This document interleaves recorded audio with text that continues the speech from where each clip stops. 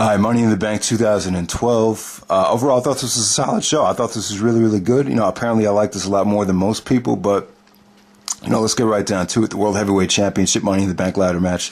We had Christian Cage, Cody Rhodes, Dolph Ziggler, Cara, Lord Tensai, Tyson Kidd, and Damien Sandow.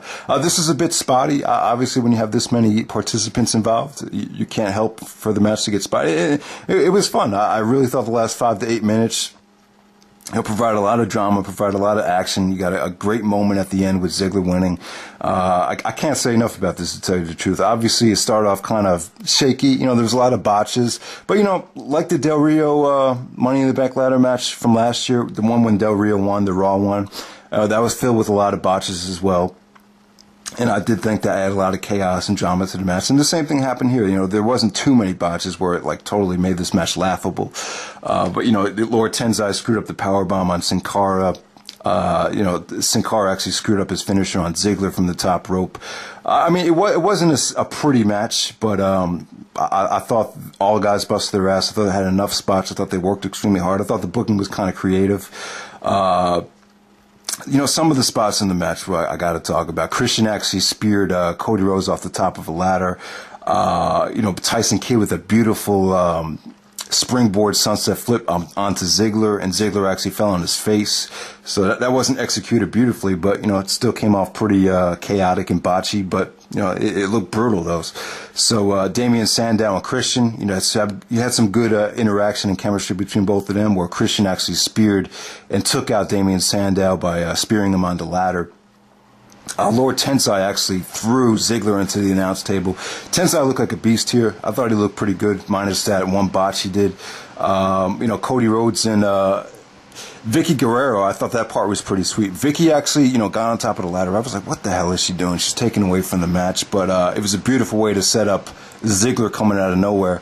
So I thought that was cool. And, you know, some pretty good stuff between Christian Cage and Ziggler at the end. I believe Ziggler, after Ziggler was taken out by Tensai, he actually made the sudden surprise to knock Christian off the top of the ladder and secure himself a World Heavyweight Championship match in the future, and won the briefcase. So, yeah, congratulations to Dolph Ziggler. He deserves it. He's at the top of his game. He's over as hell.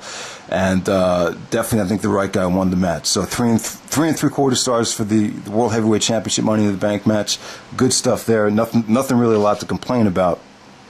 Next up, we have Sheamus taking on Alberto Del Rio for the World Heavyweight Championship, and a good match, a good old school match. I was really impressed with both guys here, even though the chemistry wasn't that great. I will admit that, but I thought both guys got the job done. They worked extremely hard. By the way, if you haven't seen Sheamus's match with Jericho on SmackDown, definitely check it out, man. It was probably the SmackDown match of the year so far. Just great stuff between Jericho and Sheamus. But yeah, Sheamus, man, I'm not a big fan of his personality. I'm not a big fan of his gimmick. I can see why the WWE is pushing him right now, but I'll give him credit, man. I think he's having good matches, and this match with Del Rio, you know, it really came across like Sheamus had to bust his ass and work for this. You know, and personally for me, I didn't make this point before, but, you know, the WWE fucked him over by having him squash Daniel Bryan. I just think everything would be so much better for him right now if he just earned it at WrestleMania, because I think it's so important to have a great match and to come across legit when you win the championship. Like when Austin Aries won at Destination X, the win and everything felt so good. And I think the most important part of a title reign is how you win the championship. So that's just my opinion right there about that. But yeah, let's not take away from this match. Sheamus versus Alberto Del Rio. Like you said, like in the beginning, it was kind of, it got off to a slow start. You know, I felt like the crowd really wasn't into either guy, but as the match progressed, it got really, really good. They were into both guys. You had people chanting for Del Rio, people chanting for Sheamus. You had beautiful work from Del Rio. Pretty much dominated this match. He had a lot of charisma. He was very, very aggressive. I thought he played a great heel here. He did a great job of picking his spots. He really wrestled this match like he was one step ahead of Sheamus. And you know, Sheamus's selling was good, man. He sold the fact that he was struggling throughout the whole match. There was some beautiful work on Sheamus's shoulder and arm from Del Rio. One part of the match, he actually, you know, took his shoulder and ripped it across the ropes. Sheamus was selling it. Alberto comes into the ring, and then boom, Sheamus counters it into a Roderick Strong like backbreaker. I thought that was good. Yeah, you just had some good back and forth action. Sheamus actually hit the road kick out of nowhere to get the win. Kind of a predictable win for Sheamus, but still, Del Rio looked strong even though he did lose the match. And Ziggler actually came out to attempt to cash in the Money in the Bank after Del Rio and Ricardo Rodriguez tried to beat Sheamus down.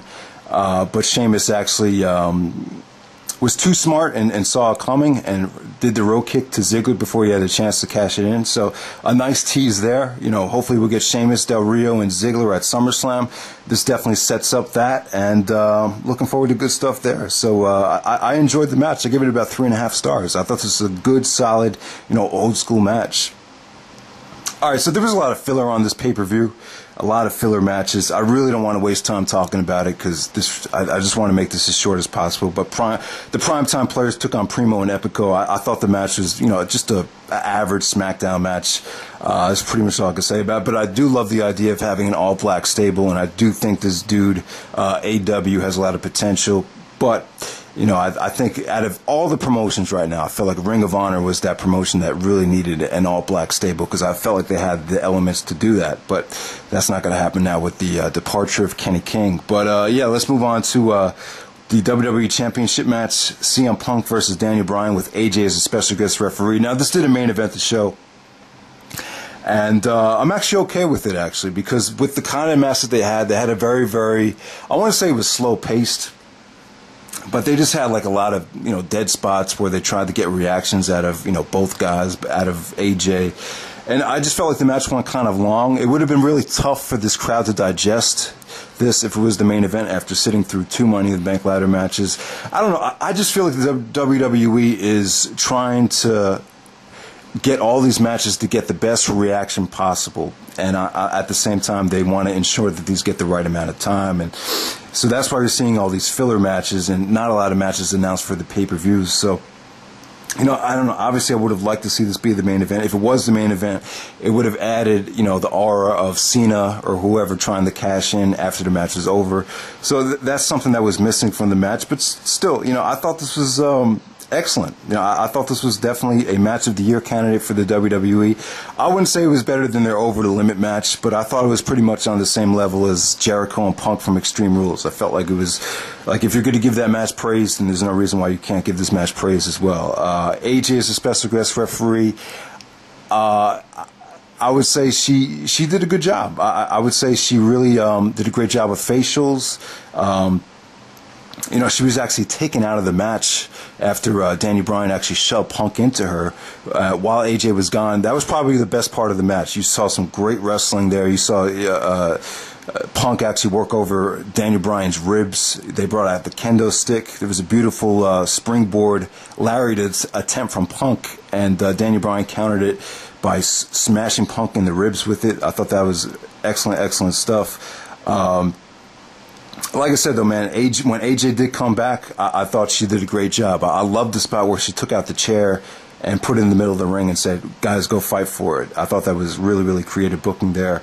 Like I said, I don't think AJ took away from the match too much. Like I said, there was a lot of shots of AJ and Daniel Bryan and Punk reacting to her and her reacting to them. So, there was a lot of dead air throughout the match. Obviously, it didn't live up to his potential because of that, but it did add a lot of anticipation, add a lot of drama, add a lot of just excitement to see if she would turn or who she would turn on. The beautiful stuff at the end with the kendo stick once again with Daniel Bryan actually locked Punk in the yes lock and was using the kendo stick to try to make Punk tap out. Punk actually fought it off. That was great drama there. I really, really thought that was sweet. And, they brought out a table. Both guys are trying to kill each other, and all of a sudden Punk actually does a backdrop suplex to Daniel Bryan and actually pins him. AJ actually counts to 1, 2, 3, and CM Punk actually wins the match. I was okay with the finish. The story that they tried to tell was that, AJ saw the opportunity to prove that she was legit to CM Punk. And, after the match was over, Punk took the title, really didn't pay much attention to AJ. AJ looked very, very sad. So I don't know. I think the storyline will continue. Whether Daniel Bryan will still be a big part of it, that remains to be seen. But I'm assuming that he will, and we'll wrap this up at SummerSlam. And definitely, I thought this was excellent. I really I don't have any problem at all giving this about 4.25 stars. All right, so next up we had Curt Hawkins, Tyler Reks taking on Ryback. Like I said, it was another squash from Ryback. Don't really want to talk about it. I'm not going to talk about the women's tag match. So let's get right down to the Money in the Bank match for the WWE Championship. Kane versus The Miz versus Chris Jericho versus The Big Show versus John Cena. And overall, I would say that this was an excellent Money in the Bank match. I would actually prefer this over the opener. I thought this was really good. I thought Big Show and Kane really didn't take away from the match at all. If anything, I thought Big Show looked excellent here. I really love what they did. They booked him as a monster. I love the spot when, give Cena credit, man. Doing the FU to the Big Show through the table. They threw like 1,000,000 chairs on Big Show to ensure that he wouldn't get back up again. So yeah, I love the stuff that they did with Big Show. Adding Miz into the match definitely added another element here, another surprise element. And his work with Big Show was great, I thought. Big Show swatted the Miz around like he was a mosquito. He actually just slapped the shit out of him. Miz took a lot of brutal and stiff shots from Big Show. I mean, he really took a lot of punishment. I'm not fucking around. He really did. Jericho, man, I thought Jericho was probably the MVP in this match. I just thought he, just looked great here. Just I love the spot in the match where, Cena and Jericho were going for the briefcase. It looked like Jericho was about to get it. And then all of a sudden Cena knocked him off. Cena was about to get it. And then, Jericho counters it into a sleeper hold. He actually tried to, make Cena fall asleep while they were trying to grab the briefcase. And then Cena overpowered it. That was just good drama there. I just thought, there wasn't a lot of crazy spots, but, you just had so much great drama. Where you really didn't know who would take this thing. And I thought Kane looked pretty good too. I'm not a big Kane fan. I hate his gimmick actually right now. But I'll give him credit, man. He looked like he's lost some weight. He looked very, I thought he looked good tonight. So, and I thought Cena looked great as well. I thought his facials and his, everything about this match was just, good stuff. I really can't complain about it. I mean, maybe it was missing some, athleticism in some spots that people were hoping for, but, definitely, and a creative booking at the end as well with Big Show and Cena going for the briefcase. I can see why people were kind of frustrated. Cena winning.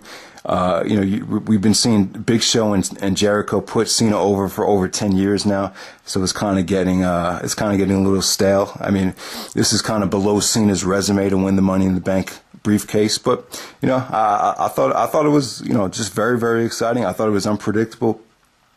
I was really hoping Jericho would take this thing, so that's why I probably enjoyed it more than some people do, because my level of anticipation was extremely high for this. So that's pretty much it. Hope you guys enjoy the video and take it easy.